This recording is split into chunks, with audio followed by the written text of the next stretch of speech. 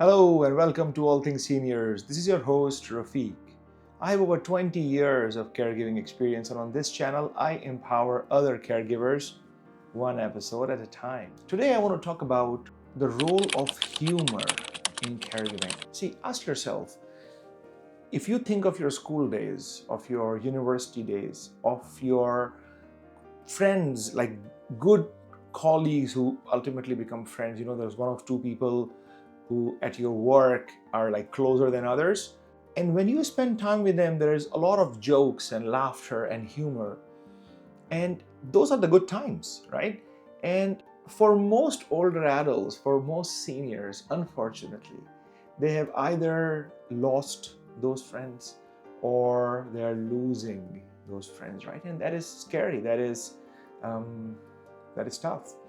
So how we can incorporate laughter in their lives, in a way playing the role of caregiver, but at the same time, when we have those moments of humor and fun and laughter, in a way in their minds, we also become that friend which they have no more now, right? So I'll give you some tips as to how we have done this. I have seen others do this, and hopefully you'll pick some pointers and hopefully you'll be able to apply that with your loved one as well. Let's start.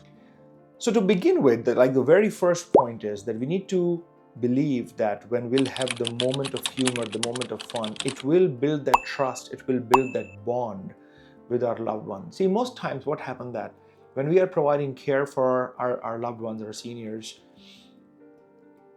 it's like a relationship of dependence to a certain degree. Like you're either helping them with groceries or helping them with medication or helping them with cleanliness or giving them transportation, doing something in a way providing care. And it is sometimes for them, more importantly than you, for them it feels like that a relationship of dependence, which is not equal, right? Friends are equal. So how do we help slightly transform our relationship to that friend, to that somebody with whom you can have a moment of laughter, a moment of fun, a moment of humor that will in a way bring the relationship in balance, in which they will really feel good about it? Because most times we as caregiver, we really feel good when we provide care, but thinking from the perspective of a loved one who is a lot of the time receiving care, these people have all their life been giving, and that has been their identity of self-reliance, in control, giving to others. And all of a sudden in this phase of their life, now your parents, your grandparents, they are now receiving more, and they don't like it. How do we now make them come level friendly chat so that in that moment they forget about the fact that you as caregiver are there to give them, but in a way create this new bond that as a caregiver less and more as somebody who is having a moment of laughter with them will build new bonds and new relationships. So we need to agree on the fact that laughter creates this new bond along with this role of caregiver. And that will help them and that will help you become a better caregiver for them. So that's my point number one, making that new relationship. All right, so that's point number two, how to do that. And I think one of the things that has really worked for me, and others have told me that it has worked for them, is asking them to tell them a funny story from their life. Like, when I asked my dad, tell me what has been some of those good times from your work life. And my dad used to work for this company where he was part of the union organization, and he would tell me some of the funniest things. Like today, my dad in his 70s, a frail body, slow moving guy, you would not consider him to be that guy who would have this moment when all those friends were playing table tennis in the office social area, and that's what he did.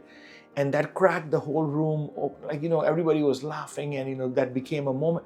Because in his mind, when you ask him of one story from his past, that's the story, because that was the moment of laughter and fun that he had. And now once he shares this, it becomes a common story for us also. He included us into his story. And since then, many a times we have asked him of some of the stories, and he has shared now, for example, like 24 or more, many of those stories. Now what happens? The next time when we are playing table tennis as a family somewhere, and I would remind, hey dad, you remember that table tennis story you told us? And then he'll feel good that we are including him in the conversation.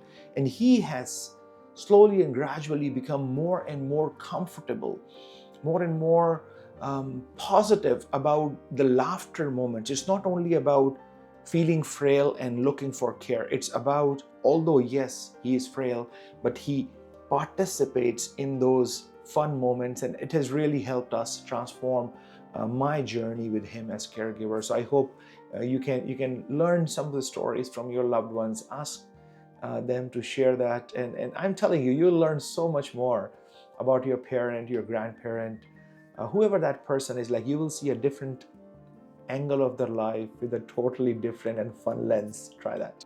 Hey, if you're liking this content, like this episode, subscribe to the channel. YouTube will then show it to more caregivers, and that's how YouTube works, and that really helps the channel. So I really appreciate that. Thanks.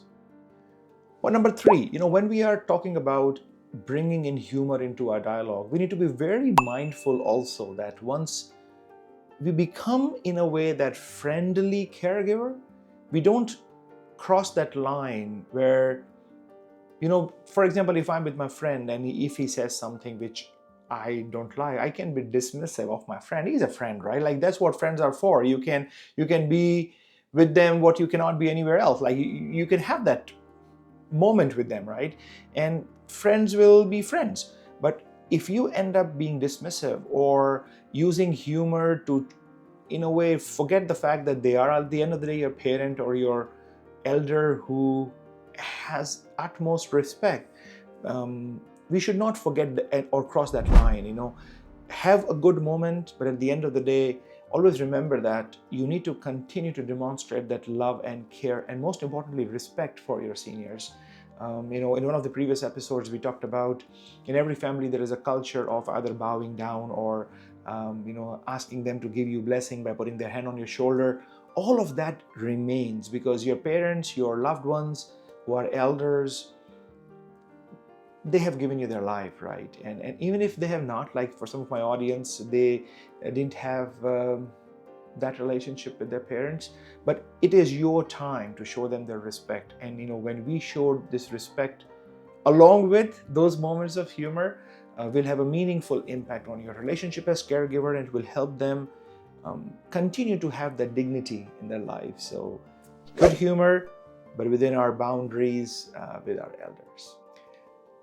And point number 4 and last, I want to leave you with this thought that many a time in an uncomfortable moment, I find that if I turn the conversation in a way that I laugh at me, like laugh at myself, the moment becomes very light, because now you are showing your vulnerability. You are showing that you are weak as well. We all are humans, right?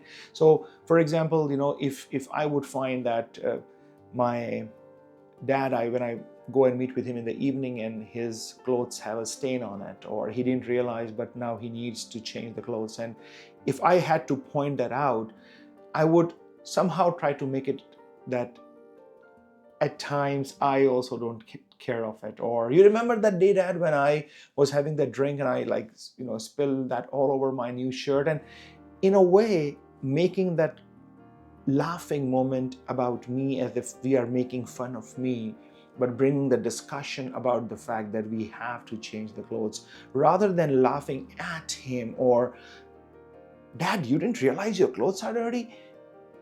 I think showing them this respect, that we are addressing the issue at hand without compromising that respect. Their respect is paramount, I think, because if we are not respectful of our older adults, then honestly, don't take care of them. Right? Do your thing, because providing them with care cannot sustain, will not be a thing for you, meaningful thing for you. It cannot be your purpose. You will not feel good about it if it is not on the foundation of the fact that you respect them. So I hope that today's discussion will give you this courage to have this conversation about him. Ask old stories, create this new bond, and The simplest of things, I'll tell you, my dad, for example, one day he told me a story, like a fun story about his friend that he meets at the social program my dad goes to once a week. And he said, I was telling you this story about Nick, my friend. Okay, yeah, Dad, I remember that. You were telling me about something. And my dad says, so we were driving, and my dad says, Nick stays here in this condominium, you see, next to the traffic light. So, wow, great. Thanks, Dad, for letting me know. Now, he first told me a story about Nick, fun story. And now knowing that Nick stays here every time whenever we are driving from this place, and even when listening to songs or having any conversation in the car, my dad will say, Nick. Because we both know that this is Nick's residence, right? And that is such a small thing. Now you ask yourself, what does it mean? No, it means nothing. It just means that my dad has another touch point with me other than the fact where he needs my help with something. This is a friendly thing, Nick. And that is something which sometimes just gives us a moment. Like if last week my dad did not say that, and when we passed that traffic light, I said, Dad, today you forgot about your good friend Nick. How could you do that? And we all had a good chuckle. So create those memories, create those moments, create those new things with your loved one. I hope this helps you in some way. In the end, we always say a rested caregiver is a better caregiver. Take care of yourself, take good rest, take good care of yourself so that you can provide better care and love to your loved ones. It's great having you here this week. I'll see you next week. Bye for now. Ciao.